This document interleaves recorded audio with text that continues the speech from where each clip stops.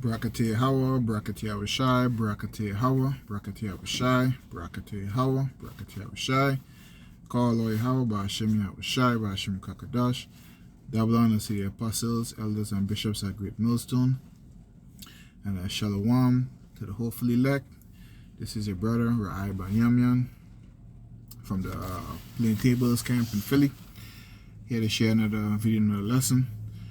This one, I'll call it ignorance doesn't absolve you from, the responsibility of choosing, leaders, so to speak. I guess the inspiration or what have you came for this lesson came when I was listening to, I think the elder, the brother, Amuwan Gabar from New York camp, and he was reading Ezekiel 33rd chapter, and he was talking about the watchman and stuff, and I just wanted to add a little bit to it, to show that even though the watchman blow the horn and stuff, people still died. I think it's in verse 6. I'll get to it in a minute. People still died because even though the watchman blow the horn, the responsibility was still on the people to take heed, to that warning. And it's the same thing, with choosing a leader. If you don't choose the right leader, the Most High could still, judge you, and the blood will be upon your hand. You know what I mean? But I just want to visit that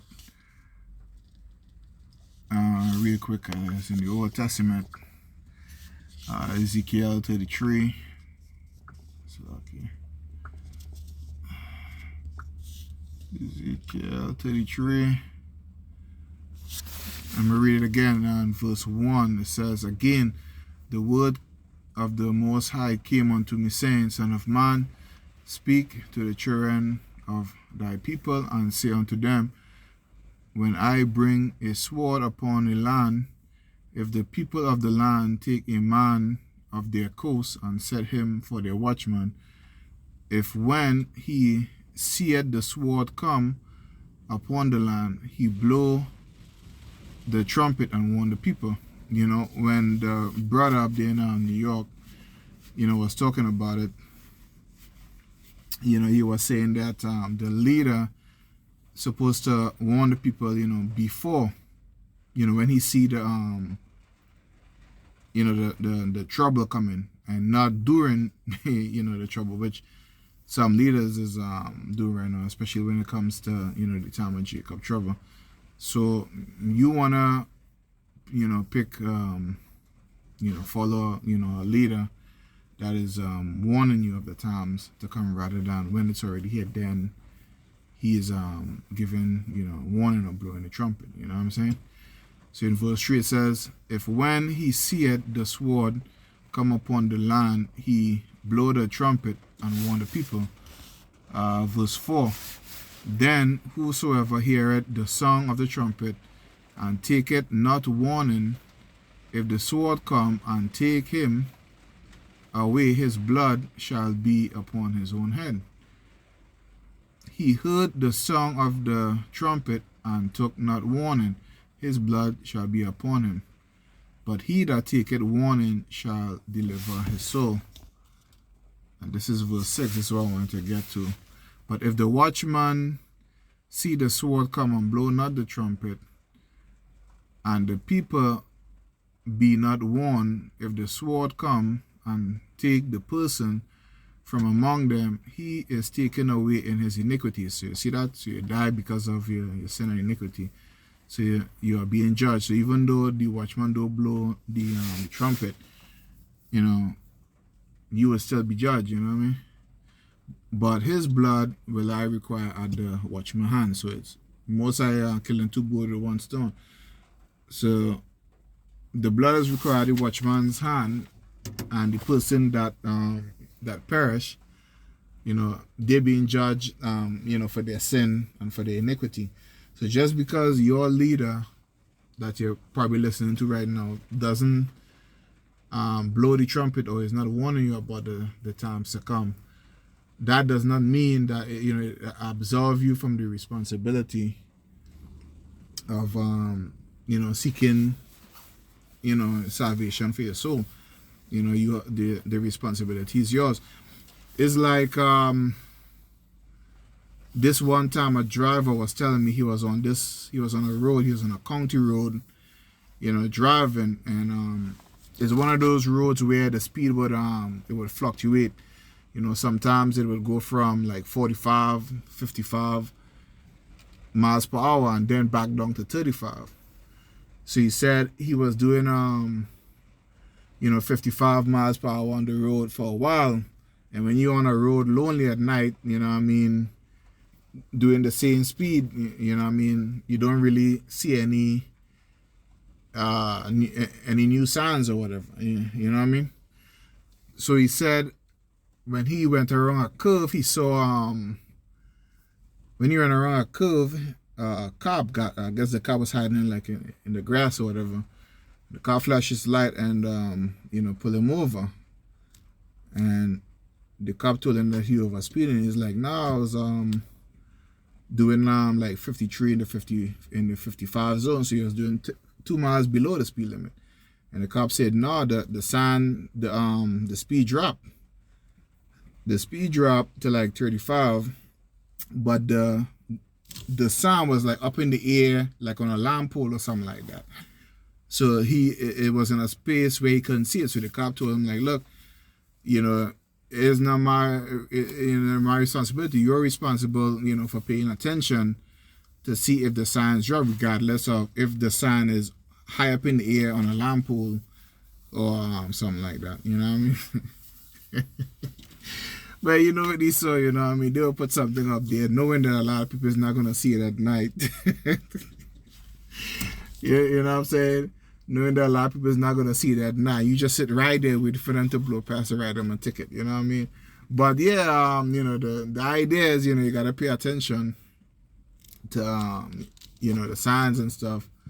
And you are responsible, for not, paying clever attention. So it is with the word, if you don't hear, if your leader is not teaching you the right doctrine, you are still responsible for your soul. You know what I'm saying?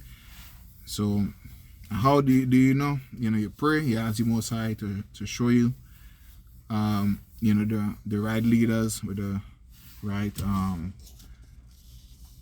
doctrine. And that word, absolve, and you go in the etymon, it says early 15th century. It means release from an oath or obligation, from the Latin absolve, to set free, right? So the leader not teaching the right thing doesn't set you free from the responsibility of pretty much sourcing them out to find out if they are teaching the right things. And we are at the end, so this process would have to be done quickly, through being circumspect, praying. I've seen Lord to show the right leaders and stuff in these last times, and pray that He don't put blinders over your eyes where you become a scoffer and you don't see the truth. You know what I'm saying?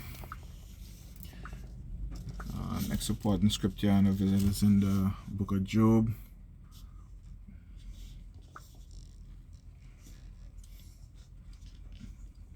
Chapter 12. I'm going to read on down to verse 16 once this thing come up. Alright, it says, with him is strength and wisdom. The deceive and the deceiver are his, So you want to pray that you don't fall into a lot of being, deceived, The Lord, the Most High, He has the 1/3. The 1/3 is going to see the truth and they're going to be saved and safe and the 2/3 the ones that is going to be caught unawares and judged, right? So, but the Most High is everything, wisdom, knowledge, understanding, strength. You don't want to fall into the lot of being deceived. So pray.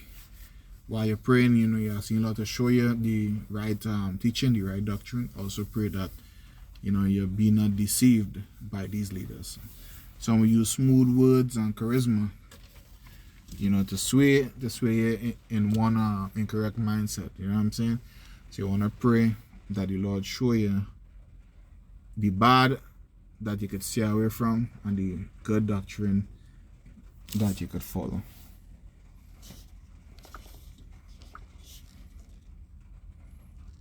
Next verse is in the book of Isaiah chapter 8. I'm going to read on down to verse 20.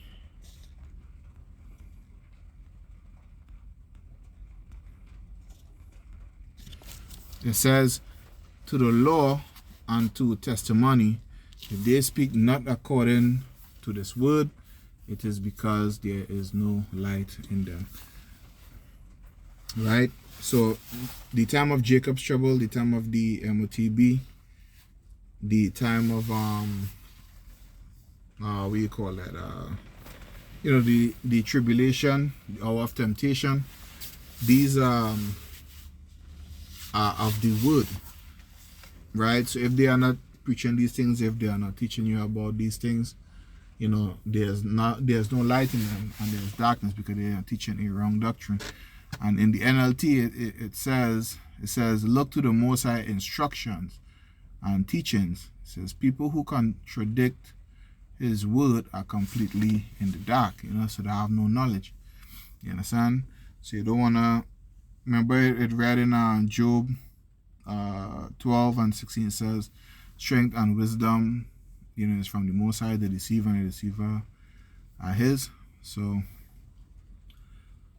that knowledge, is being in the light, being in the dark is being blinded from the truth. And you don't want to fall into that lot. All right. But let's visit the New Testament real quick. In the book of 2 Peter, chapter 2, and verse 1.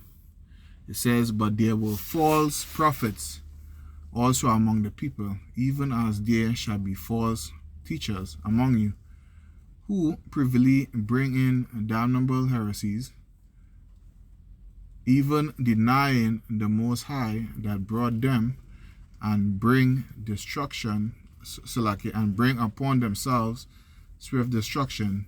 In the NLT it reads, but there were also false prophets in Israel, just as there will be false teachers among you.